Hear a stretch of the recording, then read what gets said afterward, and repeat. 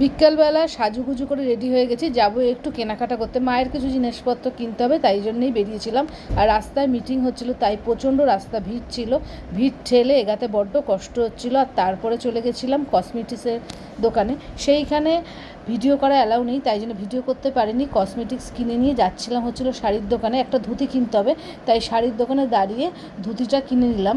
আর ধুতিটা packet করে দেওয়ার পর আমরা চলে গেছিলাম কোথায় বলো তো, আমার ফেভারিট ফুচকা খেতে। ফুচকার দোকানে দাঁড়িয়েছিলাম ফুচকা খাবো বলে, আর একা হাতে ভিডিও করে ফুচকা খাওয়া সম্ভব না, তাই ফোনটা বন্ধ করে খেয়ে নিলাম ফুচকা। ফুচকা খাওয়ার পরেই না, দেখো এই যে বাসটা দেখছো, এই বাসটায় চড়ার আমার খুব ইচ্ছা আছে, জানি না কবে চড়বো। বাসটা দেখতে দেখতে প্যাকেট হাতে নিয়ে আমরা রাস্তা পার হয়ে গেলাম। আর রাস্তা পার হতেই না দেখো কত সুন্দর পাখি দেখা যাচ্ছে। আমার খুব ইচ্ছা পাখি পোষার, কিন্তু কি বলতো, ঘুরতে যাই বলে আর কেনা হয় না। এই দোকানেই কতগুলো গাছ ছিল, সেই গাছগুলো দেখে আমরা চলে আসলাম বাড়ি।